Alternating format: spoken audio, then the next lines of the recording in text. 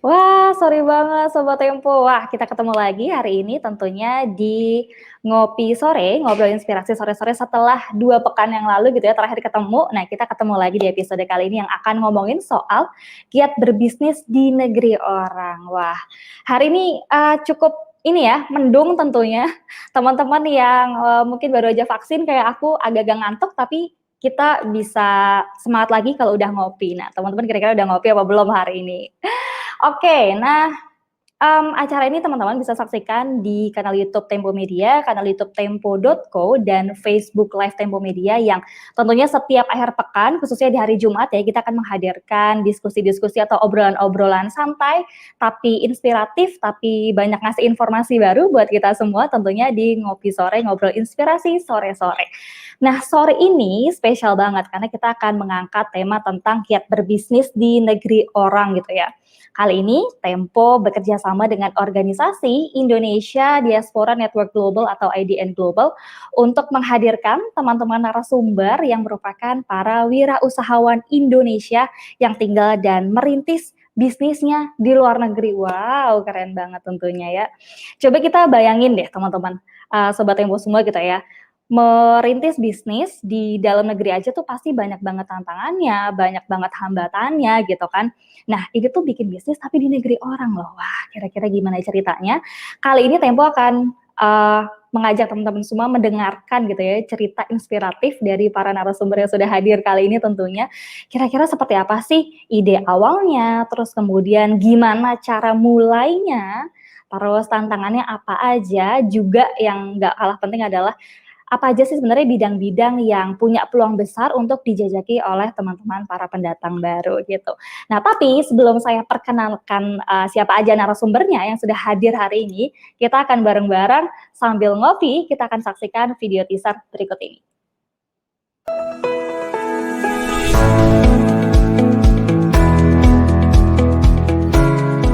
Memiliki bisnis sendiri adalah pilihan yang diambil oleh banyak individu, juga oleh orang-orang Indonesia yang kebetulan bermukim di luar negeri.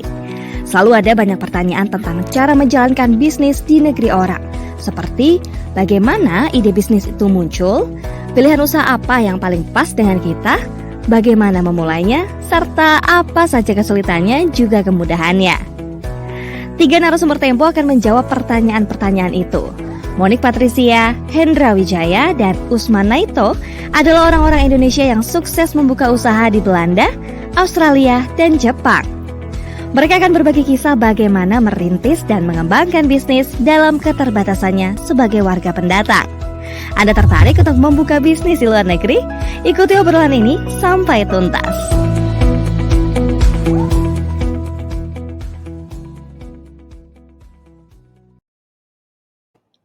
Nah, sahabat Tempo, seperti yang sudah kalian saksikan di video tadi gitu ya, aku akan langsung panggil aja deh 3 narasumber kita yang istimewa banget. Sore hari ini sudah bergabung di Ngopi Sore. Aku akan sapa dulu Ibu Monik Patricia. Beliau adalah seorang wirausahawan yang tinggal di kota Rotterdam, Belanda. Dan saat ini beliau menjabat sebagai founder atau CEO di Business Indonesia Netherlands Association atau BINA BIV. Halo Ibu Monik, apa kabar? Halo Selamat sore dari Mbak, Jakarta. selamat pagi dari Rotterdam. Wah, selamat sore dan selamat pagi, baik. Gimana kabarnya Ibu Monik hari ini? Oke, aku baik, terima kasih Mbak. Aku Terima panggil Mbak kasih atau juga, Ibu Bu. nih? Mbak Apa? atau Ibu? Mbak atau Ibu? Aduh, Mbak aja deh. Nah, Mbak, ya. Jihan, Mbak Jihan gitu. Terima Ya. kasih Ibu Monik sudah menyempatkan waktu sepagi ini gitu ya untuk Tempo. Hari ini kita akan ngobrol-ngobrol banyak. Saya akan sapa selanjutnya ada Bapak Hendra Wijaya, seorang praktisi pemasaran real estate. Beliau ini sudah 22 tahun tinggal di kota Sydney dan juga pemilik dari Richardson and Wench Marlborough, Australia. Halo Pak Hendra. Selamat Selamat sore waktu sore Jakarta. Mbak Jihan. Ya, ini sore juga di sini, beda Oke, 4 jam. sehat juga ya Pak Hendra ya? Sehat, amin.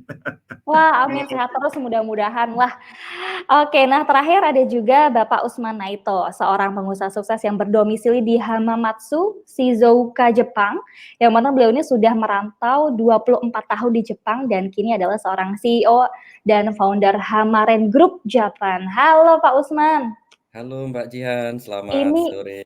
selamat sore. Ini katanya Ya, lagi isolasi mandiri ya, Pak? Betul, kebetulan saya Oh, hari kedua ini terpapar COVID.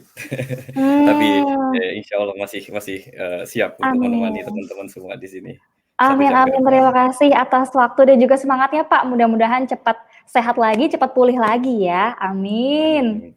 Amin. Amin amin. Baik, nah, tapi, Ibu Monik, Pak Hendra, dan juga Pak Usman, sebelum kita akan ngobrol lagi, saya akan kasih kesempatan karena masih mau ada yang lewat berikut ini.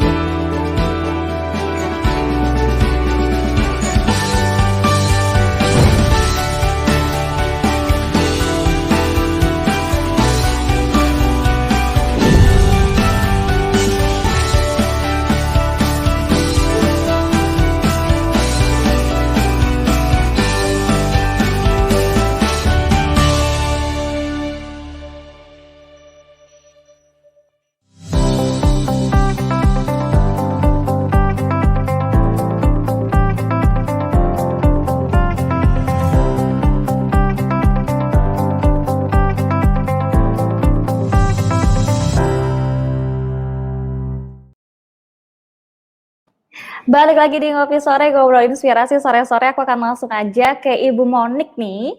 Ibu Monik, aku dan juga tentunya pemirsa sahabat Emo semuanya pengen tahu tentang, seperti apa perjalanan Ibu Monik gitu ya, dari awal hingga saat ini menjadi seorang pengusaha di Rotterdam. Gimana, Bu?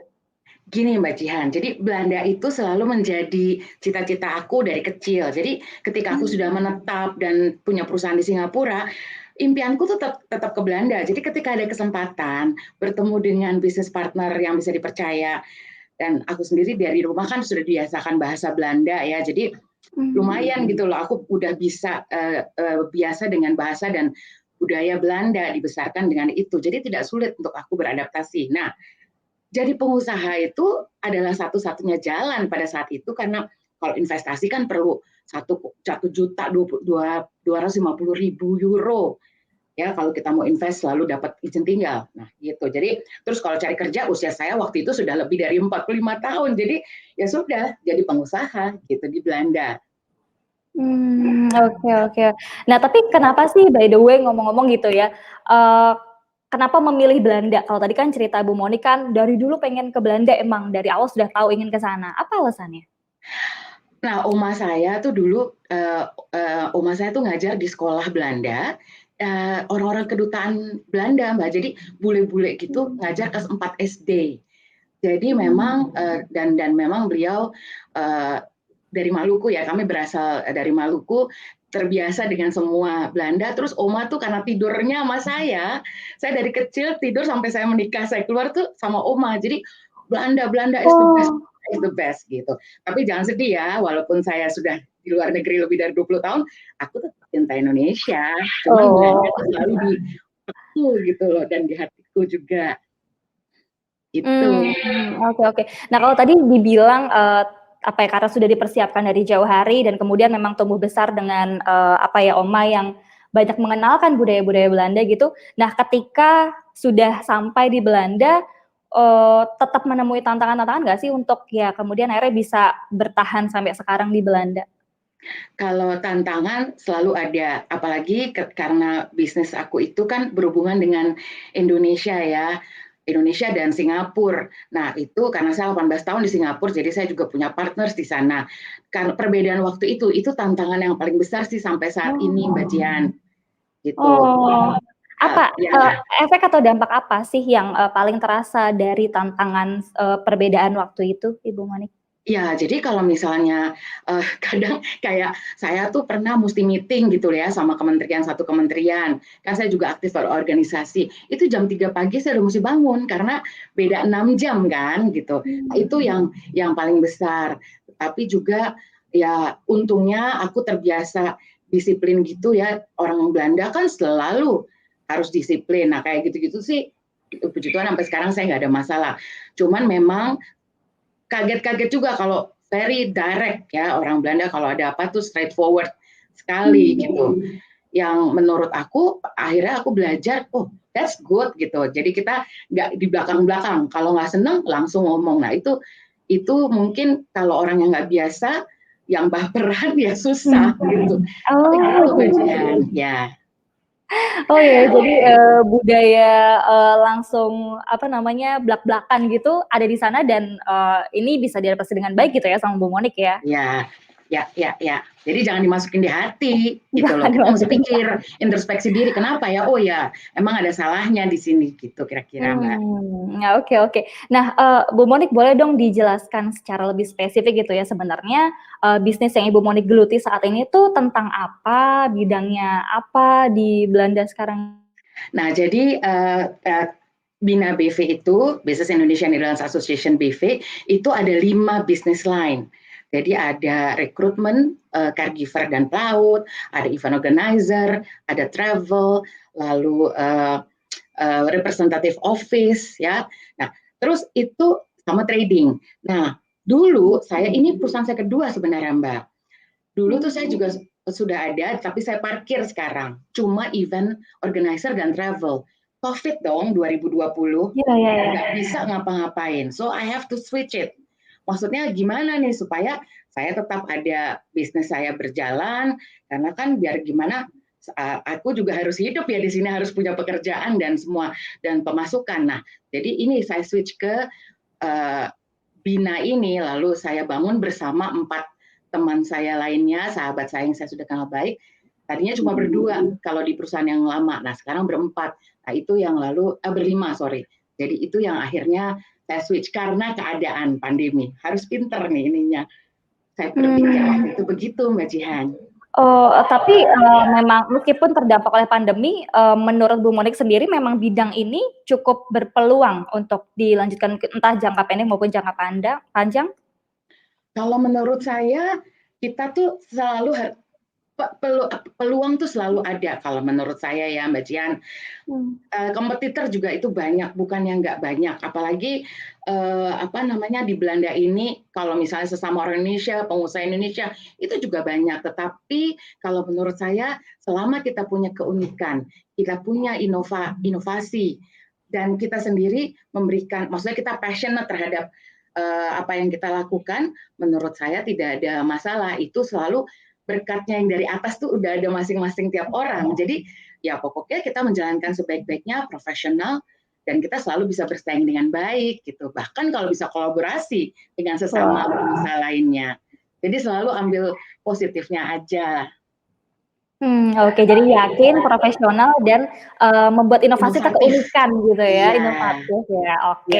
Nanti aku akan tanya lagi tentang detailnya sebenarnya inovasi-inovasi apa aja sih kira-kira yang sudah dilakukan gitu, tapi aku akan geser ke Pak Hendra dulu, Bu Monik. Pak Hendra mungkin boleh cerita juga nih kisahnya berangkat dari Magelang kemudian menjadi warga Sydney itu dulu kayak gimana tuh, Pak? Oke, selamat sore Mbak Jihan. Ya itu sebetulnya sih, iya. Sebetulnya sih saya tidak ada pikiran untuk tinggal di Sydney, karena waktu itu saya sebetulnya sekolah di Kanada, di Toronto. Jadi jauh sekali ya antara Toronto dan Sydney ya. Jadi karena pas kebetulan waktu itu teman baik saya dan teman baik dan istri saya itu memperkenalkan istri saya yang pas berlibur ada di Jakarta. Jadi karena urusan keluarga, jadi mau nggak mau saya jadi pindah ke sini, Bu. Oh gitu ya. Tapi dari Kanada ke Australia gitu, apa ya, perbedaan atau tantangan apa yang ditemui gitu? Secara umum sih, secara culture hampir sama ya, tidak ada begitu banyak perbedaan. Cuma yang saya rasakan suhunya itu kan kalau di Kanada itu daerah North itu sangat dingin sekali, jadi ada salju segala gitu. Jadi kalau di Sydney udaranya enak seperti di puncak dan juga sangat comfortable buat orang-orang yang tinggal di sini. Iya. Nah terus cerita soal pengalaman membangun perusahaan di sana itu gimana, Pak? Awalnya gimana ceritanya? Terus kemudian kenapa memilih bidang itu gitu? Oke.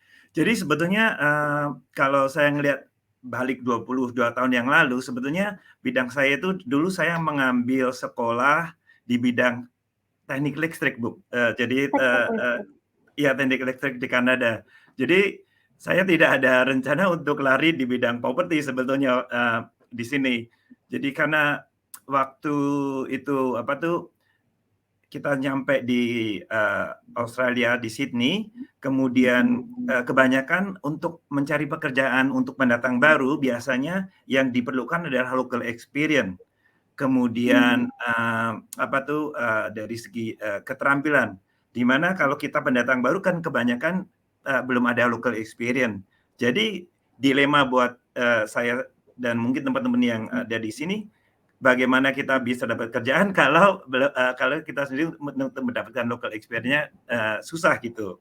Jadi kebetulan waktu itu, ada kesempatan dikenalkan untuk, mencoba di bidang properti, sehingga dari situlah saya mulai, melihat bahwa ini adalah salah satu, usaha yang saya, rintis waktu saya mulai kerja, dengan orang lain, sampai kebetulan bisa menjalankan usaha sendiri. Oh, wow. Tapi ketika pertama kali nyampe di Sydney itu udah langsung nyobain bisnis properti atau sempat mencoba yang lain dulu sih, Oh Pak ya Hendra? cukup berapa lama juga kita, mencoba, sesuai dengan background saya ya di bagian teknik, karena tidak ada yang mau tidak mau menerima waktu itu karena nggak ada local experience, jadi saya sendiri, waktu itu, hampir 6 bulan lah, 8 bulan, untuk mencari mana yang paling cocok dengan, pas kebetulan, bidang saya. Karena kebetulan waktu saya kerja di Jakarta juga, waktu itu saya memang di bidang sales dan marketing. Mmm. Jadi pas kebetulan waktu di sini ditawarin di bagian itu, jadi, saya bisa masuk juga gitu. Oh, jadi sempat ada jeda waktu sebelum akhirnya betul-betul menyentuh dunia bisnis properti ini ya. Nah, Betul, iya. oke, nah kemudian pertanyaannya adalah dari 8 bulan mencoba hal yang lain, terus kemudian akhirnya kenal nih sama bisnis properti ini sendiri. Gimana caranya membangun, circle atau link untuk di bisnis ini sendiri? Kalau Iya, memang kan namanya baru banget nih datang iya, kan, terus gimana eee, cara membangun sosialnya? eee mungkin saya rasa di dalam merintis usaha di Australia, atau di mana saja ya, saya rasa secara umumnya, yang saya lihat ada 4 aspek yang ini saya alamin sendiri, itu, pertama yang saya lihat namanya effort. Jadi kita mesti harus berusaha segala cara, dan mencoba, mencari kesempatan dengan melihat opportunity yang ada begitu. Jadi dari situ kita harus tetap berusaha, pertama, dan yang kedua kita juga harus berani mengambil risiko. Karena apapun yang kita kerjakan, risiko itu pasti ada. Iya. Bisa, gagal, bisa juga, jalan bagus, bisa juga, naik melambung tinggi. Jadi semua risk-risk itu ya harus kita ambil, di dalam menjalankan, usaha ini. Dan yang ketiga adalah kesempatan, opportunity. Karena opportunity itu biasanya datangnya itu, cepat gitu ya. Jadi kita juga harus harus ada sedikit keberanian mengambil, risk dan opportunity itu mau diambil atau tidak gitu. Kalau kita nggak berani mengambil, opportunity itu bisa lewat dan kemudian bisa juga kita, bisa loss, kesempatan yang sebetulnya kita bisa lakukan dengan baik. Dan yang Mhm. terakhir saya rasa adalah, eee, Tuhan ya, itu karena kalau kita ngelihat, saya sendiri juga dengan background saya yang di bidang, listrik, teknik listrik, engineering menjadi, running sales property adalah completely 180% beda sekali ya, Bu, ya. Jadi Iya. kembali lagi lah jalannya Tuhan yang kadang-kadang kita sendiri menurut kita ke arah utara, tahu-tahu belokin ke arah selatan begitu. Tapi akhirnya enjoy ya, karena sudah berjalan Iya, bertahun-tahun nih sampai sekarang. yes, iya. Oke, oke, baik, thank you banget Pak Hendra, aku akan geser ke Pak Usman nih sekarang. Pak Usman mungkin boleh juga sharing ke kita gitu ya, cerita dari Magetan, kalau tadi Pak Hendra dari Magelang, ini dari Magetan, ini bisa menjadi seorang pengusaha di Shizuoka, bener nggak nih Pak pengejaannya Shizuoka? Nah itu gimana Shizuoka ceritanya? ya, Shizuoka Mbak. Ya. Shizuoka, oke. Iya. Gimana tuh Pak Ya. Usman? Wah kalau diceritain bisa berjam-jam nih Mbak ya. Jadi singkat cerita begini ya. Iya. Saya selalu ini sebenarnya gini Mbak, saya selalu sebut tempat kelahiran saya Magetan itu agar bisa memberikan inspirasi kepada adik-adik bahwa saya yang lahir di kota sekecil Magetan juga bisa berkesempatan untuk bersaing di kancah internasional. Ini yang message yang saya ingin berikan kepada adik-adik. Jadi jangan pernah berkecil hati meski pada kenyataannya ya. Saya sendiri juga dari Magetan nggak langsung ke Jepang tapi pernah di Jakarta juga gitu ya. Jadi gini Mbak, sebelum saya menjadi CEO di Hamarin Group ini, saya pernah bekerja juga di perusahaan dan juga pernah jatuh bangun, membangun berbagai bisnis saya. Sebelumnya tahun 2000-an, awal tahun 2000-an, saya memiliki bisnis apparel. Kemudian tahun 2006 beralih ke interior design karena saya pernah bekerja di perusahaan konstruksi sekitar 1 tahun. Kemudian saat saya kerja itu saya ambil beberapa lisensi tentang konstruksi sehingga saya bisa berdiri sendiri tahun 2006. Tetapi sayang tahun 2010 karena ada krisis Amerika waktu itu Lehman Shock ya, saya harus menutup perusahaan. Kemudian saya mengambil belajar di teknik mesin waktu itu. Saya belajar lagi sambil saya kumpulkan teman-teman orang Jepang maupun orang-orang Indonesia yang ada di sekitaran sini untuk membuat suatu perkumpulan yang kami sebut itu Japan Indonesia Konsultansi.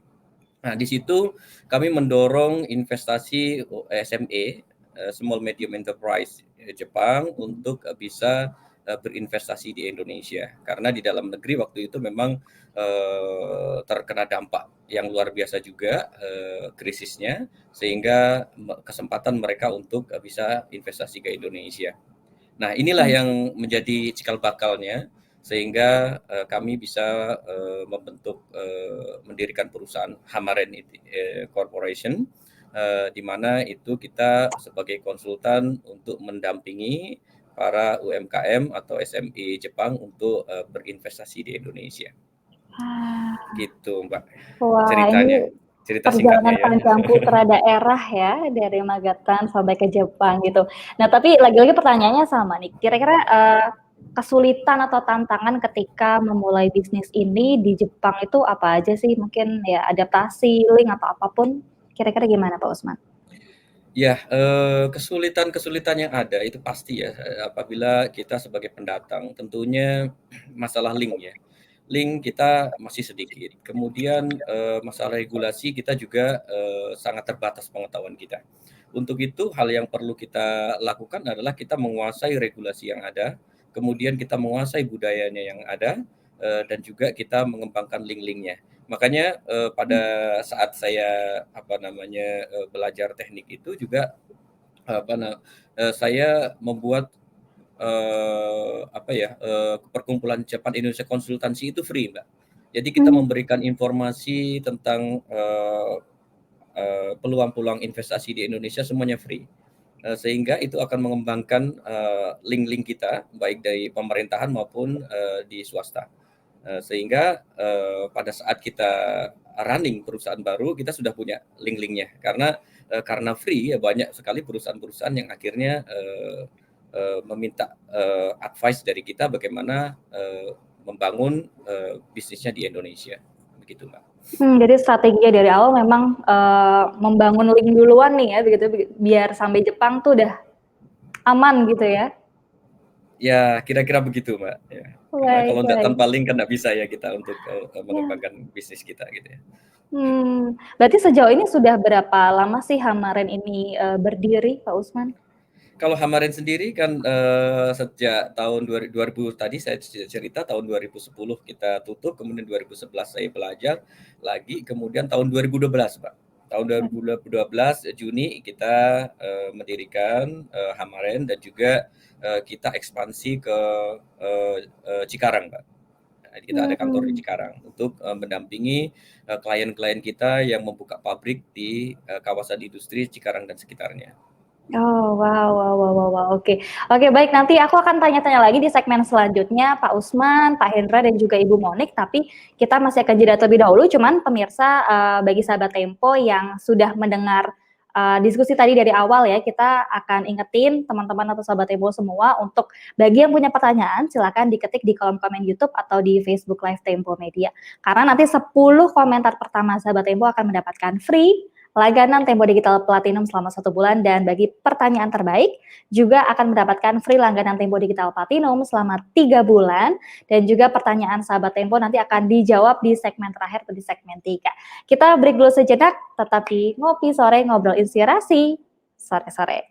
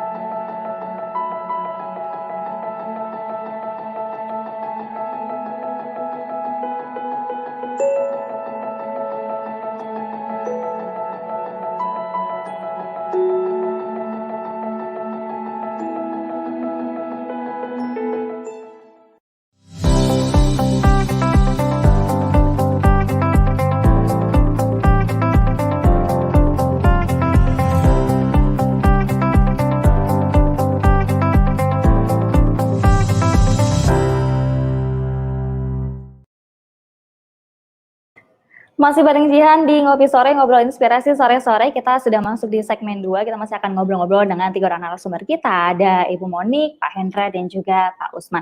Aku akan balik lagi ke Ibu Monik gitu ya. Ibu Monik, boleh dong cerita juga ke kita seperti apa sih kiat-kiat gitu ya dalam membangun perusahaan Bisnis Indonesia Netherlands Association BV itu. Kira-kira apa aja? Ya, Mbak Jihan, aku tuh sangat percaya kekuatan teamwork.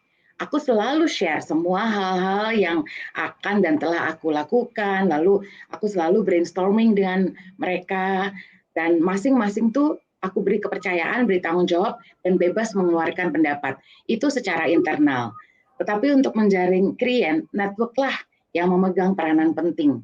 Dan saya bersyukur, saya hari ini kan kerjasama dengan IDN Global ya. Saya aktif di IDN Global sejak 2000, pokoknya sejak awal sekali gitu. Pengurusan yang pertama 2012, deklarasi lalu 2013. Nah, itu tuh mempertemukan saya dengan banyak orang, termasuk dengan Pak Usman dan Pak Hendra juga, dan banyak sekali orang. Hal-hal seperti itu tadi Pak Usman juga sempat bilang link-link itu dibuka. Nah melalui itu ya memang karena saya juga tinggal, saya aktif waktu di Singapura, di KBRI, banyak bertemu dengan masyarakat. Nah itu yang Indonesianya, tetapi juga di rumah dengan tetangga dan sebagainya. Jadi memang network itu adalah menjadi satu kekuatan buat aku gitu loh. Kayak sekarang di Belanda, kita juga ada namanya ASPINA, Asosiasi Pengusaha Indonesia di Belanda. Walaupun kita sama pengusaha, mungkin ada yang sama, nggak masalah. Seperti yang tadi aku bilang, masing-masing kita punya kekuatan dan keunikan tadi. Dan kalau bisa kolaborasi, kecil kan kita juga ada tuh, bersatu kita teguh bersama-sama, itu akan menjadi besar. Dan itu yang menjadi satu kepercayaan aku. Itu kiat-kiatku. Dan yang penting, aku juga orangnya very detail. Mungkin itu kelebihan atau bisa juga kelemahan. I'm very detail. Jadi semua aku pikirin, semua aku tulis, dan aku senang tulis semua. Dan maksudnya semua aku perhatiin. Oh mungkin, dan prinsip aku Mbak Jihan adalah jangan, kalau kita tidak mau orang melakukan sesuatu yang kita tidak suka, kita jangan melakukan itu kepada orang lain. Jadi mungkin itu yang membuat aku tuh juga pokoknya selalu maksudnya berusaha untuk positif, jangan sampai saya menyakiti orang karena saya juga nggak mau disakiti, jangan sampai saya curangin orang karena saya nggak mau dicurangi gitu loh. Itu dalam berbisnis itu prinsip saya gitu. Dan yang pasti berkat dari atas tuh sudah ada yang atur. Jadi kita mau ngoyo kayak apa kalau memang itu bukan punya kita, nggak akan. Nah, yang penting kita terus berusaha mempelajari rules and regulations, ikuti saja aturan. Itu kiat saya sih selama ini. Jadi mudah sebenarnya. Baik. Jadi tipsnya kalau di internal membangun teamwork, kalau untuk urusan eksternal kita menjaga atau membangun networking gitu ya Bu Monik ya. Ya, dan my word is my bond. Jadi kalau kita mengatakan sesuatu, jangan janji-janji kalau kita tidak bisa. Jadi lakukan apa yang memang ke klien gitu misalnya ya, kita hanya bilang apa yang memang kita mampu. Kalau kita nggak bisa, kita harus bilang, sorry Pak, tapi itu saya belum pernah lakukan. Lebih baik begitu. Oke, open seperti yang tadi di awal Bu Monik cerita ya, budaya di Belanda seperti itu ya. Ya. Oke. Nah, Bu Monik, jadi apakah sebenarnya atau ya gimana ya? Apakah cukup mudah begitu bagi orang-orang Indonesia yang membangun usaha di Amsterdam gitu? Seperti apa sih kira-kira regulasi bisnis di sana? Aku sendiri di Rotterdam ya, bukan di Amsterdam. Tetapi Rotterdam. Ya, tapi nggak apa-apa. Maksudnya semua itu juga kota besar. Rotterdam sendiri adalah kota dagang. Nah, yang pasti mudah atau tidak, ya itu semua juga tergantung kita bagaimana kita mau. Saya suka do extra mile, Mbak. Jadi dan saya tidak malu untuk bertanya kalau memang saya nggak bisa, saya tanya gitu ya. Nah, itu yang membuat saya mungkin ya survive gitu. Lalu aku juga senang kerja dan senang ketemu orang. Tadi aku udah bilang follow the rules. Jadi kalau ditanya mudah apa sulit, ya mana ada yang mudah. Semua pasti kelihatannya sulit gitu, tetapi dijalani saja gitu. Saya punya banyak orang-orang di sekitar saya yang very positif. Ya ada yang spiritual director juga suka mengingatkan saya untuk terus maksudnya ya berserah, lalu habis itu ya terus berusaha. Jadi sabar. Nah, itu mereka suka mengingatkan. Jadi ya saya jalani saja. Wow, oke. Keyakinan ini yang harus dipunya ketika memang mau mulai menjadi pengusaha gitu ya, Bu Monik ya. Nah, aku geser lagi ke Pak Hendra nih. Pak Hendra, boleh dong share juga seperti Bu Monik gitu ya, tips-tips supaya bisa menjual banyak rumah mewah dan cara memaintenance customer nih di negeri orang. Gimana sih sebenarnya itu?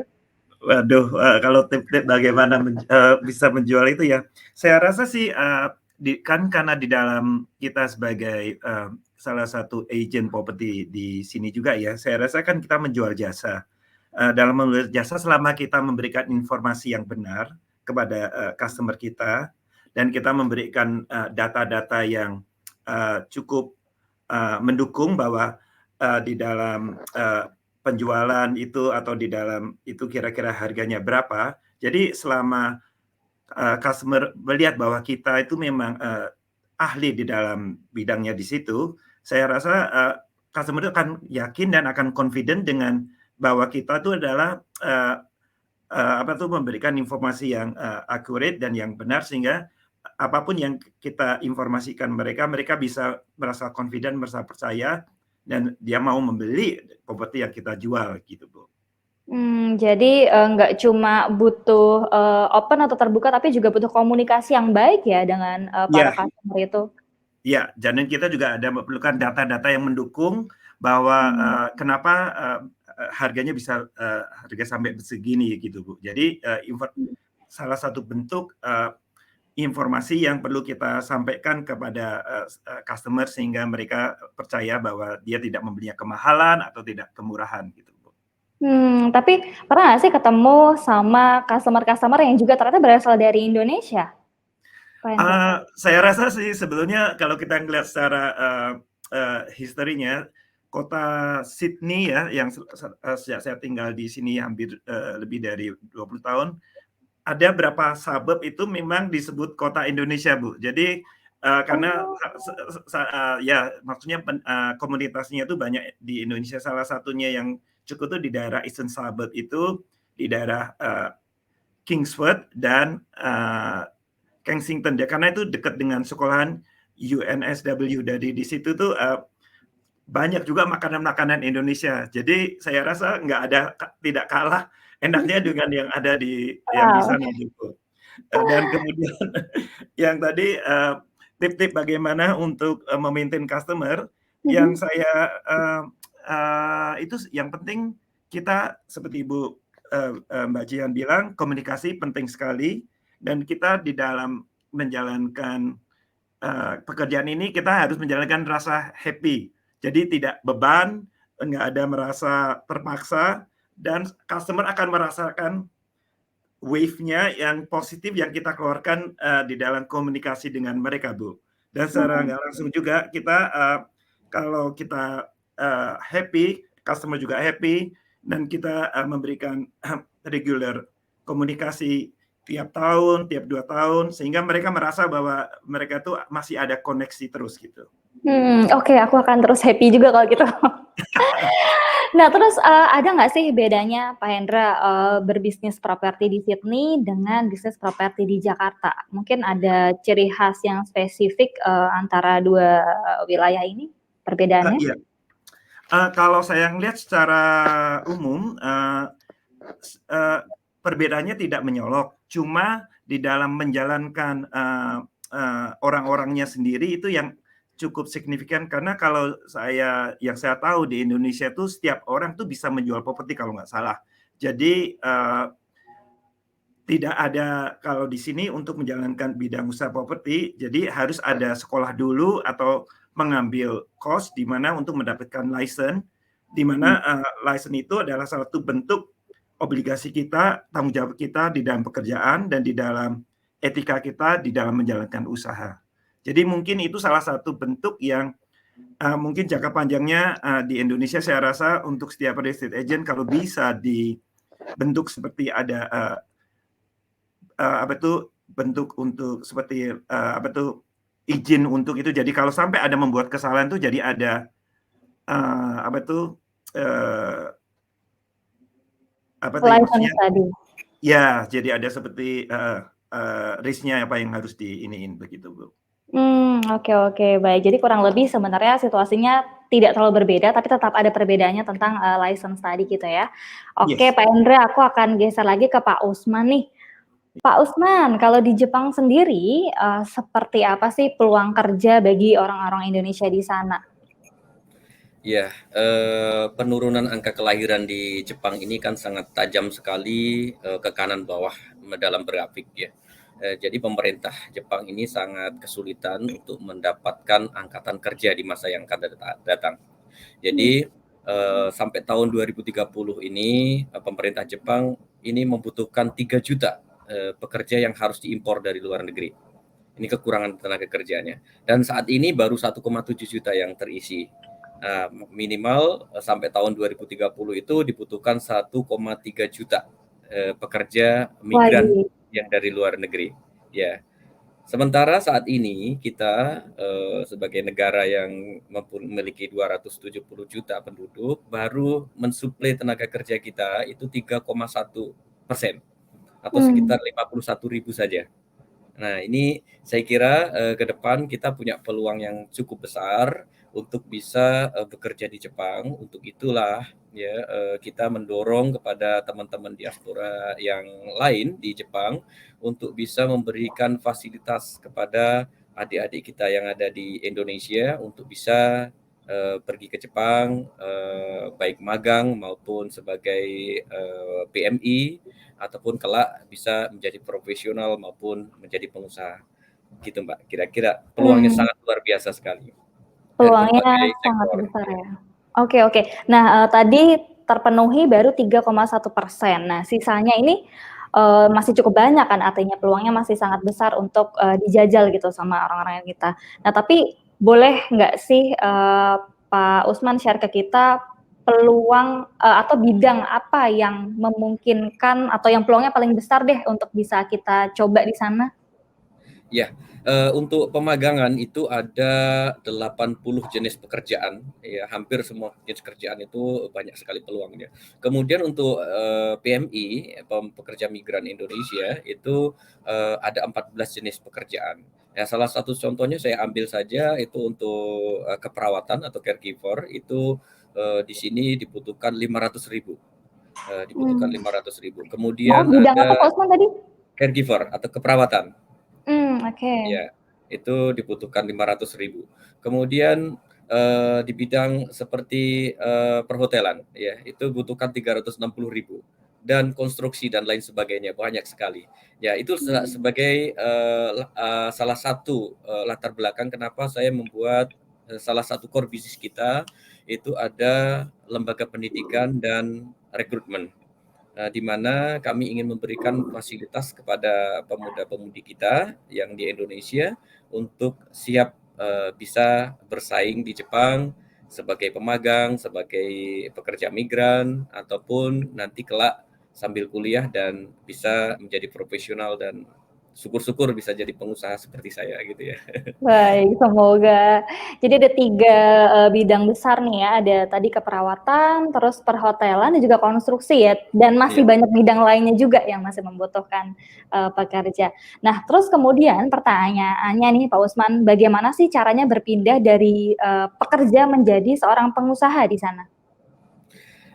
Ya, untuk bisa menjadi pengusaha ya itu salah satunya adalah pertama kita harus bisa merubah mindset kita.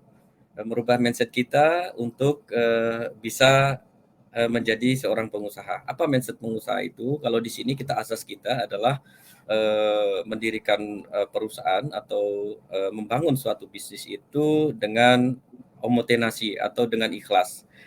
Dengan tujuan untuk meningkatkan atau memberikan pelayanan publik yang baik. Nah, saya kira ketika kita nanti bisa merubah mindset kita bukan sebagai pekerja, tetapi kita sebagai mental pengusaha yang melayani, yang memberikan efek baik-baik terhadap kehidupan sosial, itu kita sudah punyai, saya kira akan mudah sekali kita akan merubah mindset kita untuk menjadi seorang pengusaha. Akan sedikit berbeda di Jepang ini ketika kita membangun perusahaan itu memang harus profit, akan tetapi tujuan utamanya adalah bagaimana kita bisa memberikan yang terbaik buat masyarakat sekitar. Itu yang harus kita pikirkan dan menjadi tujuan utama. Oke, jadi pertama dan kuncinya adalah mengubah mindset-nya begitu ya, Pak Usman ya? Betul. Oke. Nah, thank you juga Pak Usman sudah sharing. Ini kita sekarang masih harus jeda terlebih dahulu, sahabat Tempo dimanapun berada. Kita masih akan kembali lagi nanti di segmen terakhir, di segmen 3. Buat penonton atau sahabat Tempo yang ingin menanyakan sesuatu gitu ya, tinggal diketik aja di kolom komen di YouTube maupun di Facebook Live. Nanti akan kita bacakan dan akan dijawab langsung sama Mas Mbak narasumber yang sudah hadir sore hari ini. Kita masih akan segera kembali di Ngopi Sore usai jeda berikut.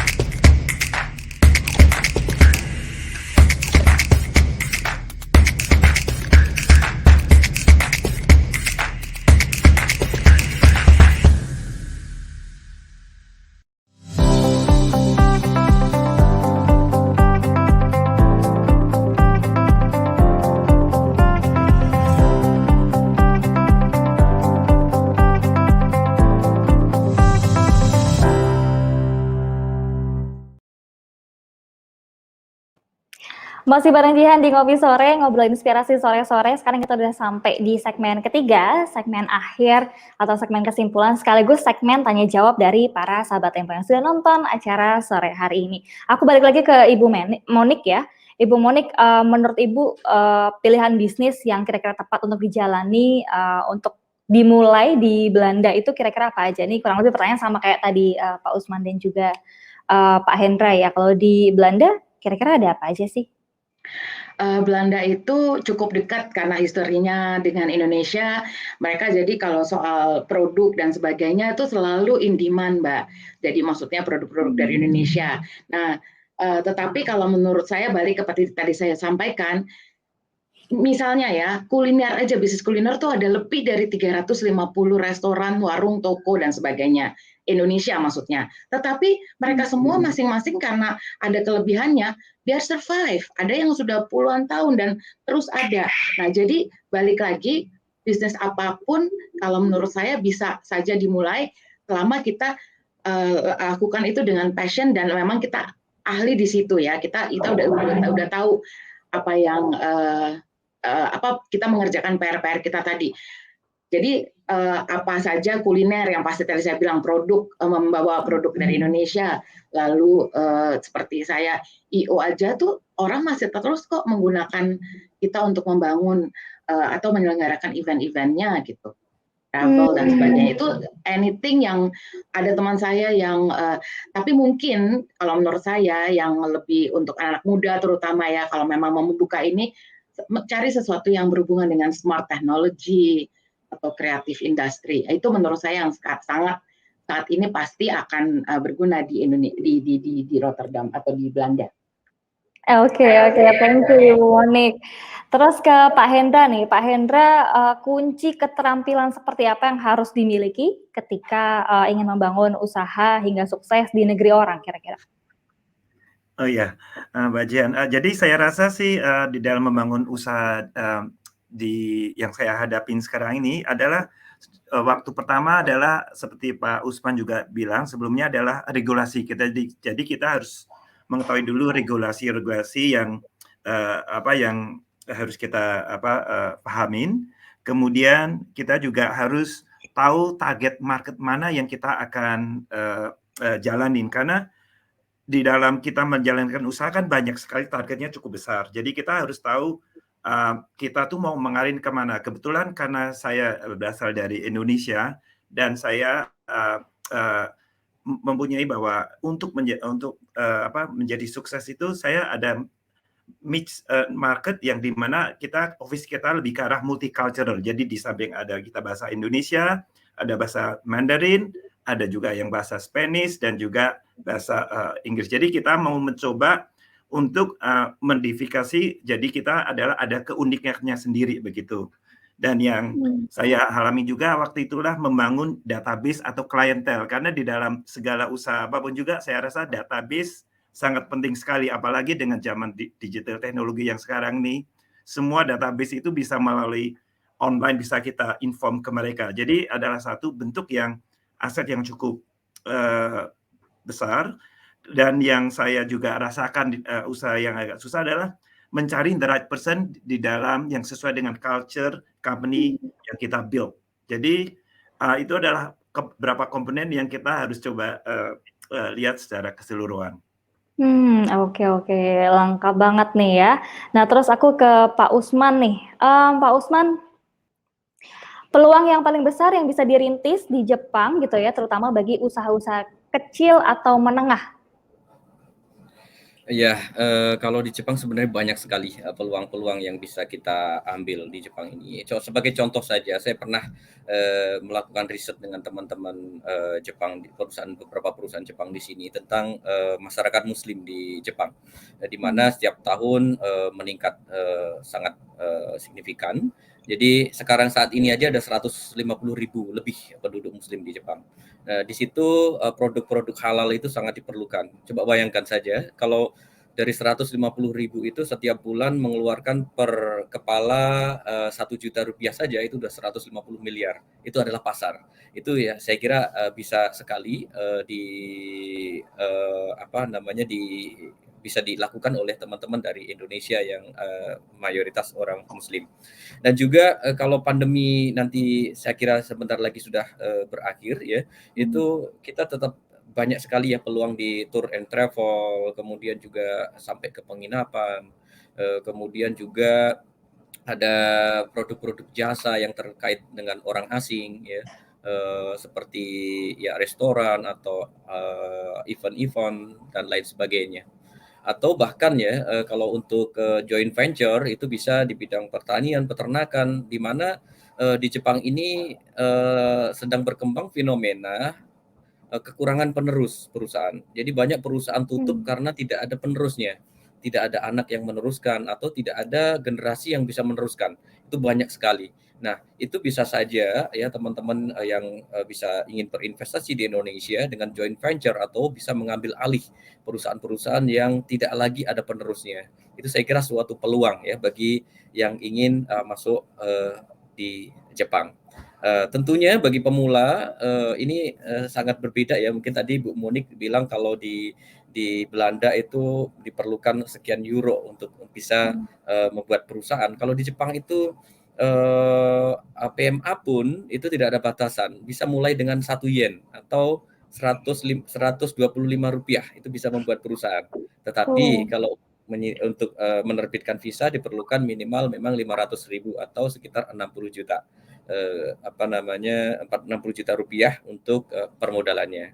Saya kira sangat mudah sekali bagi teman-teman untuk membuat perusahaan di Indonesia, asalkan ya tadi sudah disiapkan dulu regulasinya harus tahu, kemudian memahami yang terpenting adalah budayanya, kemudian memahami detail-detailnya seluk-beluk bisnis yang akan digeluti, dan juga memiliki tujuan untuk kesejahteraan dan perkembangan sosial ekonomi di Jepang dan masyarakat sekitarnya. Wow, lengkap. Ini pasti penonton Sahabat Tempo nih udah jiwanya langsung tertantang nih untuk mencoba banyak ya peluang di Jepang sana. Oke, nah thank you Pak Usman. Ini aku sekarang akan bacain pertanyaan-pertanyaan yang sudah masuk dari Sahabat Tempo semua. Pertanyaan pertama dari Ibnu di Kuwait. Buat semua panelis, apakah harus menguasai bahasa tempatan untuk bisa sukses? Seberapa penting sih menguasai bahasa setempat itu? Aku mulai dari Ibu Monik dulu deh. Seberapa penting sih, Bu? Ya, kalau menurut saya bahasa itu sangat penting. Apalagi di Belanda, ketika kita mau tinggal di sini atau menetap, itu kalau datang karena bekerja ya, mungkin kalau misalnya dia di perusahaan yang berbahasa Inggris tidak masalah. Tetapi ada dasarnya untuk Pak Ibnu itu bahasa sangat penting kalau kita bisa bahasa lokal. Jadi saya sarankan ketika ada rencana untuk pindah ke sini, apalagi membuka usaha, belajarlah bahasa Belanda ketika mau ke Belanda. Itu penting sekali, orientasi dan bahasa. Terima kasih. Oke, thank you Bu Moni. Kalau dari sudut pandang Pak Hendra gimana Pak? Saya rasa memang bahasa penting, tapi bukan salah satu utama untuk kesuksesan. Karena saya lihat dari beberapa klien ada teman-teman yang running usaha di sini, yang dia kadang-kadang malah terbatas di dalam bahasa Inggrisnya, tapi di dalam menjalankan usahanya juga cukup berhasil. Jadi yang saya lihat ini adalah find the right person yang untuk menjadi partnernya, sehingga untuk nutupin kekurangan di dalam bahasa itu sendiri. Jadi saya rasa of course dalam minimal standar harus mengetahui, harus bisa lah maksud saya dalam bahasa itunya, tapi bukan satu yang paling utama. Betul. Oke, thank you Pak Hendra. Pak Usman? Ya, saya kira kalau di Jepang ini sedikit berbeda. Seperti Bapak Ibu ketahui bahwa perusahaan Jepang kalau di luar negeri pun dia tetap pakai bahasa Jepang, bukan bahasa Indonesia, bahasa setempat atau bahasa Inggris gitu ya. Jadi bahasa itu menjadi ya pokok ya yang sangat penting sekali, di mana tanpa bisa menguasai bahasa Jepang, saya kira sulit untuk kita mengembangkan bisnis di Jepang. Di mana di sini pun untuk kuliah pun kuliah yang dengan bahasa Inggris itu sangat sedikit sekali. Rata-rata kita harus belajar bahasa Jepang dulu, baru ikut perkuliahan di universitas-universitas di Jepang. Saya kira baik bekerja maupun membangun bisnis di Jepang itu memerlukan bahasa Jepang yang cukup ya saya kira. Kalau sangat baik itu sangat susah sekali saya kira. Saya kira cukup kita untuk berkomunikasi, dan yang terpenting adalah bagaimana kita bisa menguasai budayanya, karena di sini betul-betul ya budaya itu dijunjung tinggi ya. Pepatah juga mengatakan bahwa di mana bumi dipijak, di situ langit harus dijunjung tinggi. Saya kira begitu, Mbak. Kalau di Jepang itu Baik. sangat-sangat berbeda ya. Kalau saya boleh tambahkan sedikit, Silakan. contohnya ada intern saya cari kerja, dia mengalami kesulitan karena kebanyakan meminta orang yang bisa bahasa Belanda. So bukan satu keharusan, Pak Hendra betul, tetapi benefit, itu plus point. Jadi makanya harus, karena bagusnya juga orang Belanda tuh dari dulu belajar minimum 3 bahasa mereka di sekolah. Anak saya sekolah belajar minimum 3 bahasa, jadi mereka sangat terbuka untuk bahasa asing. Tetapi saya selalu bilang local language is a very good benefit kalau kita bisa. Jadi saya memang mengusahakan berbahasa lokal juga. Oke, baik. Terima kasih insight-nya semua ini Bapak Ibu sekalian. Aku beranjak ke pertanyaan selanjutnya. Ini dari Gilang di Indonesia. Dengan paspor Indonesia, apakah mudah untuk men-create bisnis di negeri orang? Kira-kira pengurusan izinnya seperti apa? Ini mungkin boleh dijelaskan lagi nih Pak Usman mungkin. Pak Usman silakan Pak. Baik, kalau di Jepang itu di Jakarta itu ada JETRO, ya di situ dari yang di bawah Departemen Perindustrian, dia bisa memfasilitasi bagaimana berinvestasi di Jepang. Di situ silakan datang ke sana. Di sana banyak sekali informasi-informasi, bahkan jika Anda memerlukan informasi bisnis apa yang kira-kira bisa dikembangkan di Jepang, diinvestasi di Jepang, peluangnya apa, itu Anda akan mendapatkan informasi yang banyak sekali. Jadi sangat mudah sekali ya bagi orang asing pun, orang Indonesia pun, paspor Indonesia pun untuk membangun bisnis di Jepang. Ya, yang tersulit kalau di Jepang ini bagaimana mempertahankan eksistensi bisnisnya. Ini yang sulit. Makanya tadi saya sampaikan kalau di Jepang itu ada pepatah mengatakan jumbi hajibu. Jumbi hajibu adalah artinya begini. Jadi persiapan itu 80% daripada seluruh total pekerjaan. Artinya apa? Sebelum kita memulai segala sesuatu, jangan nanti bagaimana, tapi bagaimana nanti kita harus tentukan. Ya, itu di sini. Di sini harus ketika kita mau membuat suatu planning, suatu bisnis planning itu jangka pendek, menengah maupun jangka panjang, itu harus kita sudah punya strategi-strateginya maupun simulasi-simulasi jika terjadi masalah. Itu yang harus saya kira dipahami. Kalau untuk membuat atau berinvestasi di Jepang sangat mudah sekali kalau di Jepang ini. Oke. Ini menjawab pertanyaan dari Gilang di Indonesia. Makasih banget Pak Usman. Aku ke pertanyaan selanjutnya. Tanya dong Mbak, apakah budaya bisnis yang relevan dan baik yang kira-kira bisa kita contoh atau diterapkan juga di tanah air? Terima kasih. Ini dari Salut di Sydney. Mungkin Pak Hendra nih yang mungkin bisa share juga kayak apa sih budaya yang bisa kita adaptasi untuk di tanah air di sana? Waduh, ini Pak Salut. Jadi tolong ini Bu, saya tadi agak sedikit ini miss ininya pertanyaannya Bu.